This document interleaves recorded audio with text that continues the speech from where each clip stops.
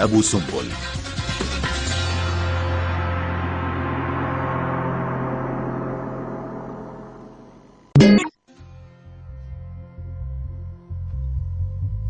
كانت رؤوس رمسيس الأجزاء الأثقل والأثمن لإنقاذها في معابد أبو سمبل، وزنها 30 طنا، وهي منحوتة على ارتفاع 20 مترا داخل الجبل نفسه.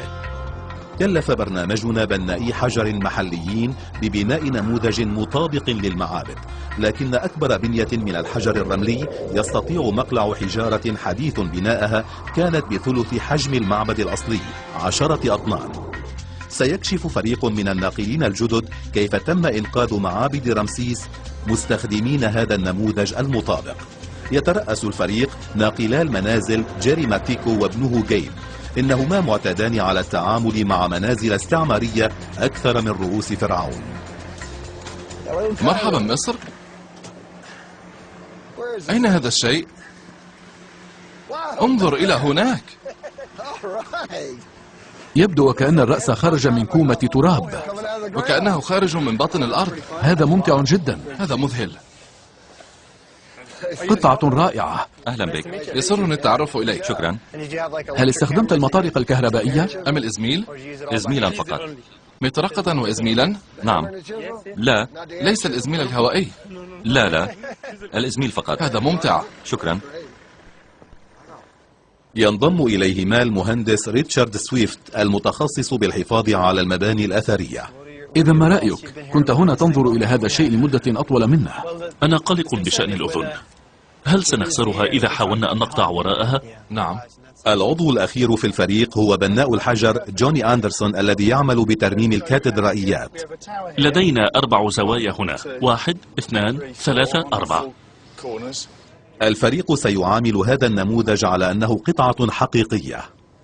إنه شيء حقيقي. إنها حجارة رملية حقيقية نحتها الرجل بدقة. إننا في مصر، لا أظن أن هناك ما قد يبدو حقيقيا أكثر من هذا. سيكشف ناقلون الجدد المراحل الثلاثة الأساسية لعملية الإنقاذ: تقطيع، رفع، وإعادة تركيب، مستخدمين الآلات والتقنيات نفسها التي استخدمها المهندسون في الستينيات. إذن سنقطعه عموديا إلى هنا، ثم سنقطع أفقيا عند الكتفين. علينا أن نقطع إلى الأسفل لنصل إلى الكتفين.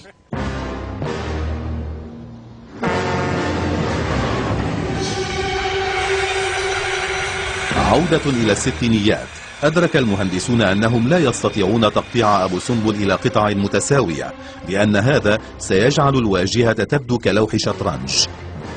إذا قطعوا الأنف أو العين قد يسبب ذلك ندوبا مستديمة، لذا خططوا بعناية لكل جزء سيقومون بتقطيعه لتقليل الأضرار. ولم تكن الواجهة فقط التي احتاجت إلى التقطيع، كانت الغرف داخل الجبل والأعمدة، الأسقف والجدران المزينة بكتابات هيروغليفية بحاجة أيضا إلى التقطيع. سيحتاجون إلى نشر أكثر من 5000 قطعة لتفكيك المعبد المنحوت داخل الجبل إلى 1500 قطعة متحركة.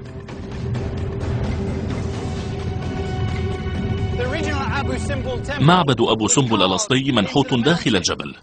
إنها بنية تشكلت طبيعيا. كانت المشكلة بالنسبة للمهندسين والمقاولين كيف ينقلون ليس المعبد فحسب، بل الجبل بأكمله.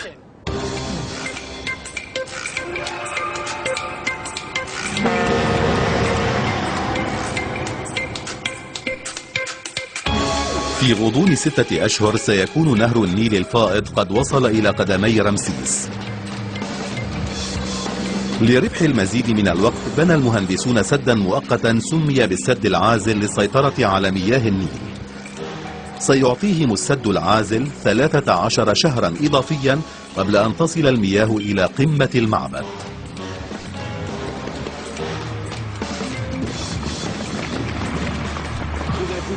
لقد رأيتهم يعملون وكأن هناك موجة تسونامي قادمة نحوهم. نعم، بالطبع بنوا السد العازل، لكن كم يستطيع ذلك السد عزل المياه؟ كم سيدوم؟ تحت أي نوع من الضغط كانوا يعملون؟ لذا طوال الوقت كانوا يعملون دون توقف تحت هذا الضغط المستمر.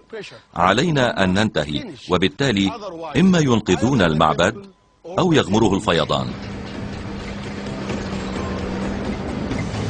قبل أن يتمكنوا من الوصول إلى المعابد المبنية تحت الأرض، احتاج المهندسون إلى نقل الجبل الصخري الجاثم فوقها.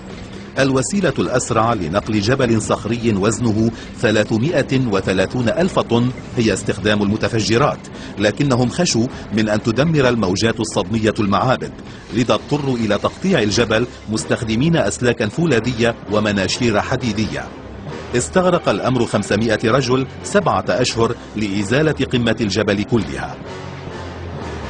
حينها فقط أصبح باستطاعتهم العمل على المعبد.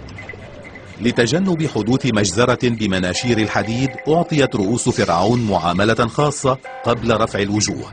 أولا، غطوا كل جزء سيتم تقطيعه بضمادات وقائية لمنع أطراف الحجارة الرملية من الانهيار في أثناء تقطيعها، وسيقوم فريقنا اليوم بالخطوة ذاتها. هذا جيد. سيجف حتى يصبح صلبا بما يكفي ليحمي الحجارة ويمنعها من الانهيار خلال تقطيعها. إذا أضفت إليه الماء مجددا سوف يختفي. يجب ألا يترك الرأس مع ندوب بشعة، لذا بدلا من مناشير الحديد سيستخدم فريقنا مناشير يدوية طويلة، تماما كما فعلوا بمعبد أبو سمبل، ليضمنوا أن سماكة كل قطعة مرئية هو أقل من 8 مليمترات. اقطع ربع إنش إضافي من هنا. من المهم أن يقطعوا القطعة الأولى في المكان المناسب وفي الزاوية المناسبة، أو سيخاطرون بتشكيل تصدع في الوجه. سنحاول أن نجعل هذا الطرف موازيا للطرف الآخر، ثم لدينا دليل هنا داخل اللوح، المقابض بهذا العرض وكذلك الألواح. لذا إذا وضعنا هذان الطرفان بموازاة بعضهما يمكننا البدء بالتقطيع. تماما كالعمال في معبد أبو سمبل منذ 40 عاما، يعرفون أن حركة واحدة خاطئة ستحول رأس رمسيس إلى ركام. أتريد أن تبدأ باتجاهي؟ ما رأيك؟ أجل، إذا شئت. حسنا.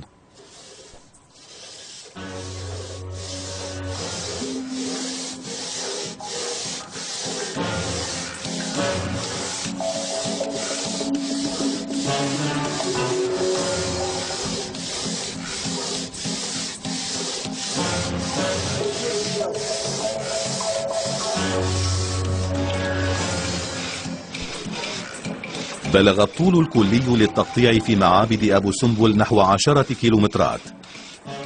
استغرق الأمر 9 أشهر من النشر المتواصل والمنهك لتفكيك المعبد.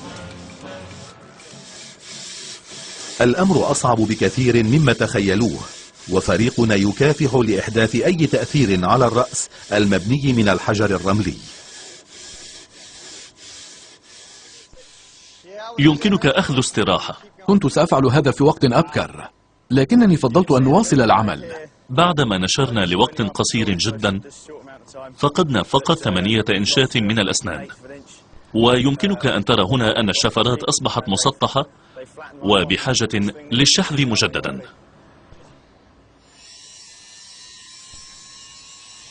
يجب شحذ المناشير بشكل مستمر ليضمنوا أن التقطيع مستقيم.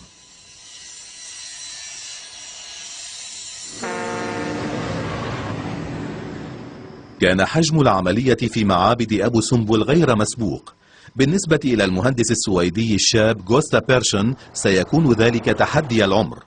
قبل 40 عاما كان غوستا فردا أساسيا من الفريق الأصلي الذي انكب على إنجاز هذا العمل العظيم. من المذهل أن نعود إلى أبو سمبل ونرى كيف يبدو اليوم. هذه رحلته الأولى إلى مصر منذ عام 66.